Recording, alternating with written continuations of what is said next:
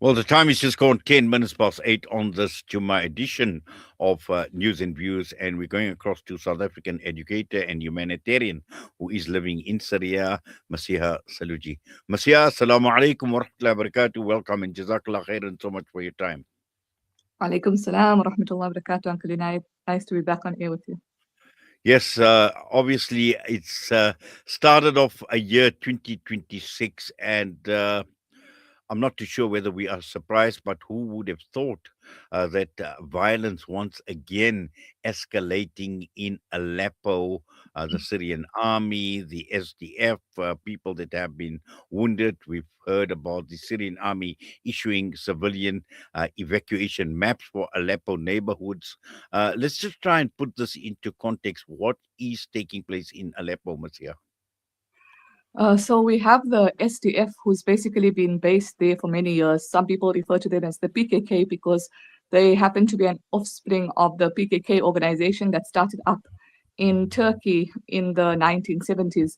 And the SDF basically, during Hafiz Assad's time, they started off in Syria and it was named at that time a terrorist organization. However, they have been used by many role players during skirmishes. For example, they were used during the America's war on ISIS in Syria to fight on land within Syria. And even during the final liberation battle last year, there were certain areas which the ex-regime had been in charge of, and when they realized they couldn't hold those places, they called the Kurds to hold it for them. We say the Kurds because they claim to be trying to fight for Kurdish rights. However, since the liberation, the Syrian government has made it very clear that they don't discriminate in terms of ethnicity and that all Kurds are welcome in Syria. So their fight is more a military one, fighting for autonomy in these areas that they control, to have their own laws in place there, to basically have their own country within Syria. There has been a lot of agreements made over the past year, trying to get some stability in the area. In fact, many of the east of Syria has been closed off to civilians, or rather, if you're not just someone living there, you wouldn't just travel to that area because it's still under Kurdish control. And during March 2025, the US stepped in to sort of settle a deal between the Kurdish army as well as the Syrian army, but that fell through over the last few months. And in fact, within the last particularly this last month, there has been attacks from the SDF, which resulted in a full-out war over the past few days. Last night, alhamdulillah, they reached some sort of agreement, temporary agreement, which actually has just ended now at 9 a.m. The ceasefire is set to end. So whether that will be extended or not still remains to be seen, inshallah. Yes, Maseeha, just looking at the Syrian government and the Syrian army, how much control, considering that there is a fight for territory, and we know that a number of parties are in control of many areas or certain areas of Syria. At this point in time, just how much control does the government have over Syria as a country in general? According to analysts, they control about 78% of Syria, with the 72% of Syria, with the Kurds controlling about 28% thereof. And then in the south, you have the sections which are under Druze and Israeli control, which is about 4%. So approximately 72%. Yes. Now, we know that the Syrian army obviously is, quite relentless to try and prevent any advancement that, organizations like the SDF have, and particularly looking at a city like Aleppo. And let's just, because a lot of this is playing out in Aleppo at this point in time, why is this so important? Why is it so critical? Aleppo used to actually be the capital prior to Damascus. It's one of the biggest cities in Syria.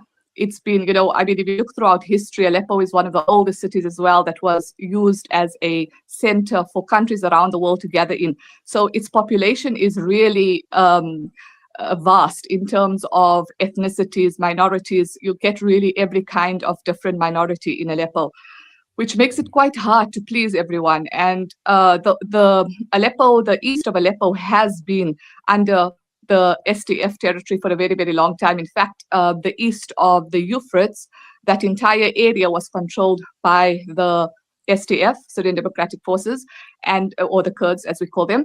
And the problem is majority of the land resources as well is located in that area. So of course, it's a very important point for the government to try and recover, as well as the fact that the Kurds have been found to, fight, or rather, they claim to have been fighting against terrorism. So they have brought this narrative recently that the Syrian army or the current Syrian government is not doing its job in terms of combating terrorism as well as it should be. It's quite interesting because America had declared the SDF a terrorist organization many, many years ago, yet they used them in the war against ISIS. And even after the March 2025 agreement, which they brokered between the government and the Kurds, they sponsored them with over $13 million. So where this will reach and what their real role is in Syria, it seems to be that a lot of parties are trying to use them to gain their own ground in Syria. Well, let's just try and unpack some of what you've just said now, Maseeha, and particularly looking at the United States of America and also looking at other foreign involvement and influence in Syria as a country, and just to understand the bigger picture and to understand the agenda behind foreign involvement, and also, not allowing Syria the opportunity to basically govern themselves, because from what we are seeing is a lot of foreign influence still is playing out, and it's a major factor in Syria and its ability to be independent, and for Syrians to determine their own destiny and their own future under their very own government. 100% Aklinite. And it seems, well, I've been told by certain people how reliable this information is or not. Allah knows best. But America seems to be at a point where they are losing their footing financially and globally very, very fast. And they seem to hope to have a stake in every pie, so that if any of those particular players tend to get the, to get on top after them, that they would still hopefully grasp to their current role as the so-called leading mediator in the world. So we see, like you mentioned earlier, we've seen their influence now in Venezuela. We see here in the Syrian war, where they're playing the Syrian government, they're playing the Kurds, they're playing the Israelis, so it seems that they just want to be on the side of whoever ends up winning. Mm. Well, that's a very, very interesting observation. But also, Maseeha, at the end of the day, it is about the people on the ground. And coming back to Aleppo as well, we've seen innocent people being wounded. We've heard about media people that have been wounded, but also at the same time, the Syrian army trying its best, particularly in Aleppo, trying to take control of certain neighborhoods, but also at the same time, curfews in some of these neighborhoods that have been, obviously introduced as well and instituted. So all of this is clearly impacting on the people on the ground, and particularly those who have had great hope after the removal of Bashar al-Assad. 100%. In fact, there was a Syrian family who happened to visit Syria within this week, and the day that they went to Aleppo, the bombing started quite heavily. And subhanAllah, like for someone from outside, especially to come into an area where bombing suddenly happens around you, there were children there as well, and the terror that they must have felt. And this is something which the Syrian population in Aleppo are going through for, like, it's not just now, it's something they've been exposed to during the entire 14 years of the war, and it still hasn't come to an end for them, despite the fact that liberation has occurred. So like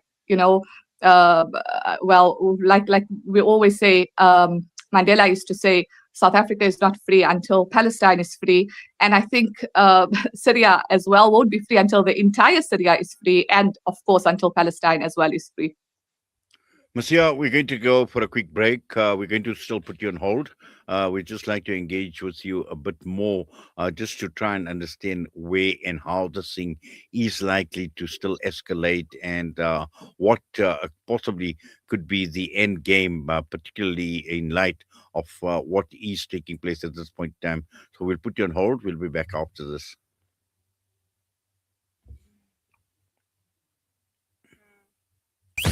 This is Salam Media.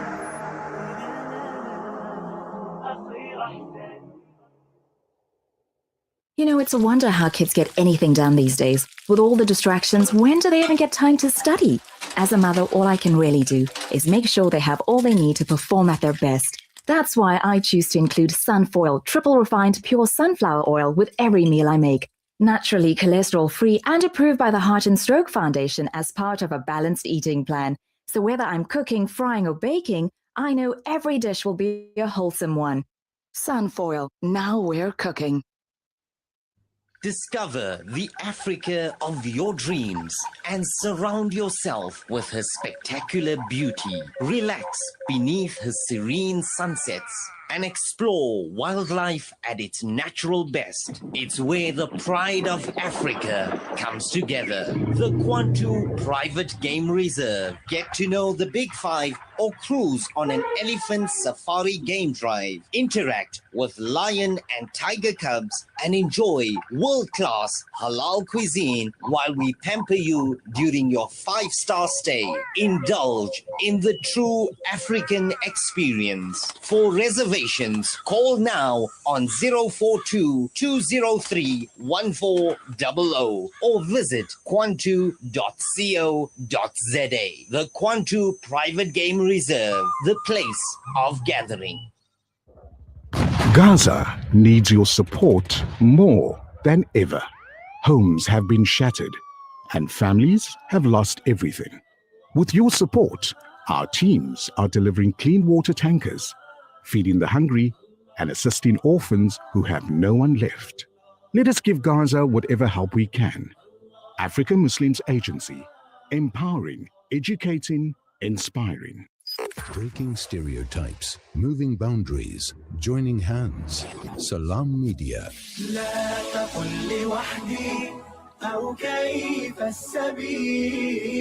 Humanity sets the agenda.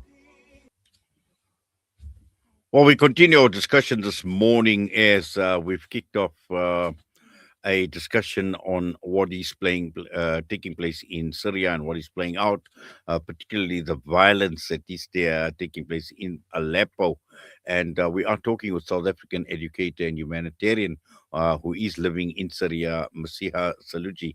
Maseeha, just to continue, and I'm just looking at the visual on the screen right now, where we see many people who seem to be fleeing, and this has been the case in Syria even during the time of Bashar al-Assad, where millions upon millions of people were actually forced to flee. And once again, we are seeing these images perhaps at a smaller scale at this point in time. And once again, just to understand how this is impacting on the people on the ground, because when one sees these visuals, people on the move all the time after all the euphoria and after the liberation, from the brutal Bashar al-Assad regime, again, people are placed in the situation where they are forced just to run.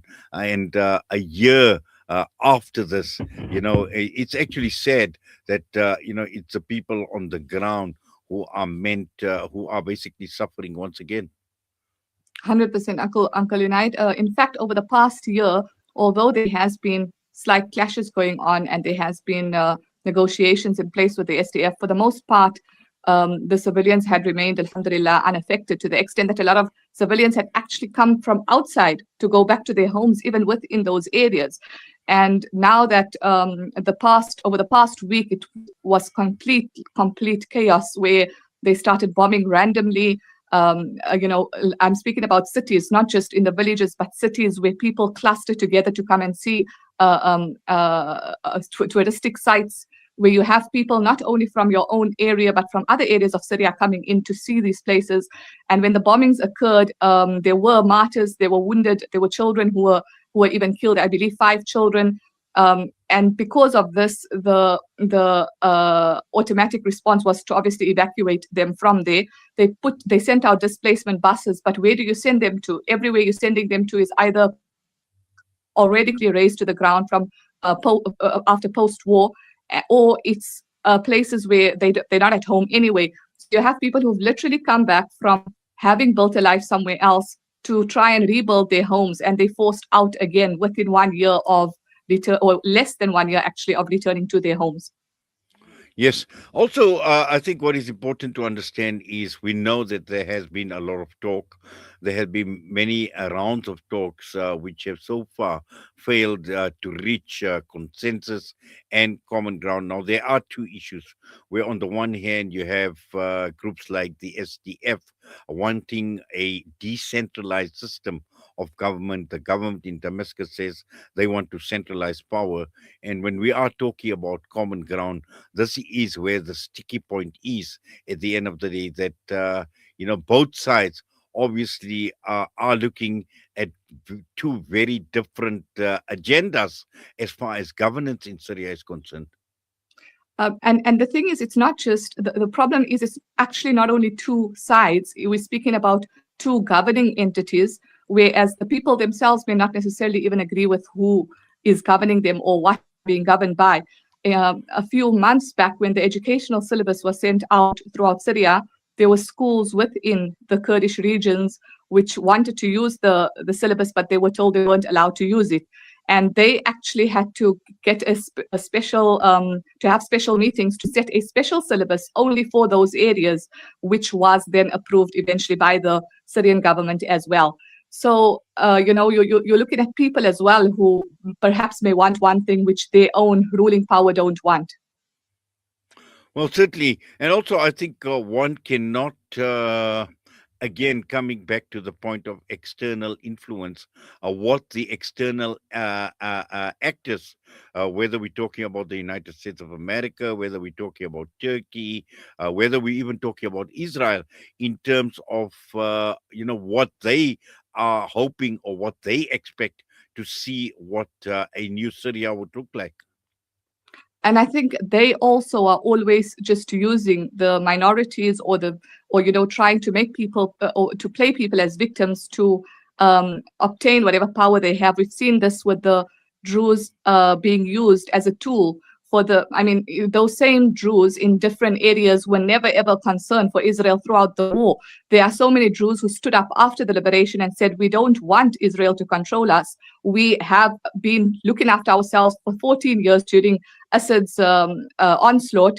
And, now all of a sudden Israel shows care or worry for the Druze. So I think the same thing is happening with the Kurds as well, with the SDF. I mean, you have America calling them a terrorist organization, but then supporting them when they are able to get what they want through them. So foreign powers will always use whatever they can or whichever little minorities they can to gain influence or control as far as they possibly could.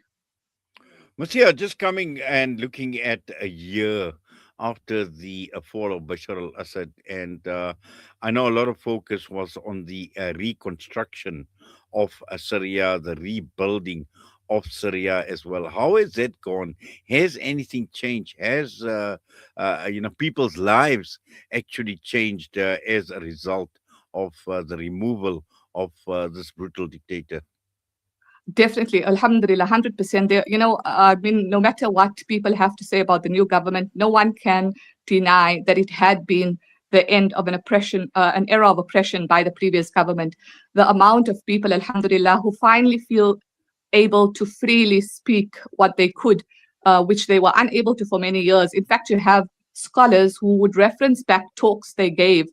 Scholars, who were positioned in areas under Assad's rule, in places like Damascus or Aleppo, where they did not have the freedom to speak out against the regime, where they would reference talks that they gave and the students would speak about how certain messages were were, given through their talks, hidden messages to try and give the people hope, to try and keep the people rebuilding their iman. I'm not just speaking about it from a religious perspective, but from a humanitarian perspective in general. But even from a religious perspective, alhamdulillah, in Damascus itself, I remember the first time I visited Damascus after the liberation occurred, and the change that we've seen, alhamdulillah, over the past 12 years, where people finally feel free to be able to wear a niqab or to be able to grow their beards properly. Men had been completely ostracized from growing beards during the era of Bashar al-Assad. The most you would ever get in terms of a niqab was someone drawing the end of their scarf over the bottom of their face when they're passing by men. Otherwise, if you kept it there permanently, you were regarded as an Islamist or a terrorist, and it would result in being interrogated. There's the thousands of prisons that, alhamdulillah, have finally been freed of people. In fact, we have 3 teachers in our school who were imprisoned during the beginning of the war, 2011, and they stayed for 14 years in prison. They came out on the day of the liberation, and they spoke about how during the first 2 years of the imprisonment, they were allowed a mushaf, a Quran, and alhamdulillah, during those 2 years, a few people memorized the Quran. So during the rest of the years when the Mus'haf was taken away, they memorized the Quran from them. So they are actually Hafid al-Quran, which they learned during the years in prison. So alhamdulillah, people are finally free. People have finally some sort of return to normalcy. But how long that will last, Allah knows best. People are trying desperately to rebuild. There's a lot of change in terms of electricity, in terms of water, in terms of making normal things accessible. And even, being able to travel, for that matter, people who have finally been able to go for Umrah or Hajj after how many years of not even being allowed a passport by the Syrian government.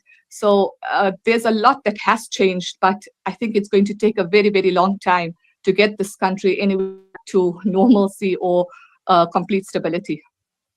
Well, Jazakallah khairan so much for that, Maseeha, and also for taking time out for us, as you always do at Salam Media. We wish you all the best, inshallah, and have yourself a great Jummah as well. All the best to you. Assalamu alaikum wa rahmatullahi wa barakatuh. Barakallahu feekum. Alaikum salam wa rahmatullahi wa barakatuh. Maseeha Saloojee, a South African educator and humanitarian who is living in Syria, has joined us just unpacking some of the developments that are taking place in Syria, and particularly looking at what are some of the key underlying issues at this point in time that is preventing Syria to be united as well. Clearly, it's a case of various organizations, various parties, various countries who have an interest in Syria, but again, driving home the point that a divided Syria obviously will do no good for this country, where a lot has actually changed, a lot has actually happened after the removal of Bashar al-Assad. But once again, when one looks at the agendas that are playing out, really, it does place the country in a very, very difficult situation to rebuild itself, the reconstruction of Syria as well, and for the people of Syria to start leading a normal life. And what's that? We're going to go for a break. We come back.